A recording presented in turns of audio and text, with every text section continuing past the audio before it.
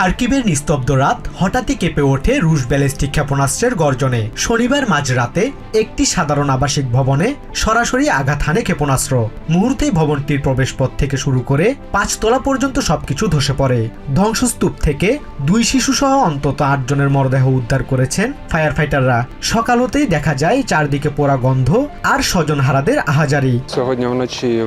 কিইভ ডিস্ট্রিক্টের একটি 5 তলা আবাসিক ভবনে সরাসরি আঘাত এনেছে রুশ ক্ষেপণাস্ত্র। প্রথম তলা থেকে পঞ্চম তলা পর্যন্ত পুরো ধ্বংস হয়ে গেছে। আমরা ইতোমধ্যে কয়েকজনের মরদেহ উদ্ধার করেছি। ধ্বংসস্তূপ পুরোপুরি পরিষ্কার না করা পর্যন্ত হতাহতের চূড়ান্ত সংখ্যা বলা যাচ্ছে না। হামলার সময় ভবনের অনেক বাসিন্দা ঘুমে আচ্ছন্ন ছিলেন।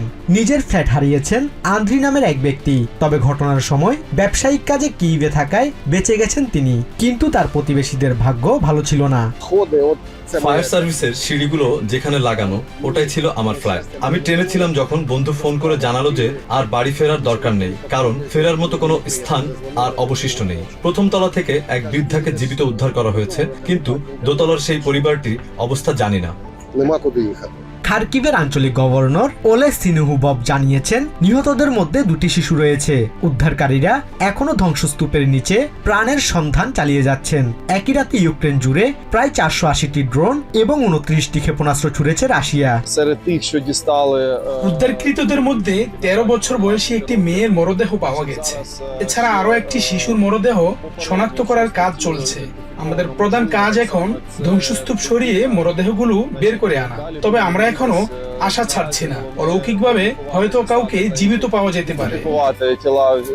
প্রেসিডেন্ট জেলেনস্কি এই হামলাকে বর্বর বলে অভিহিত করেছেন। তিনি জানিয়েছেন রাশিয়ার মূল লক্ষ্য ছিল দেশটির জ্বালানি এবং রেল যোগাযোগ ব্যবস্থা ধ্বংস করা। আমেরিকা বা ইউরোপিয়ান মিত্রদের প্রতি জেলেনস্কি আহ্বান জানিয়েছেন যাতে তারা ইউক্রেনের বেসামরিক নাগরিকদের রক্ষায় আরও অস্ত্র ও সহায়তা পাঠায়।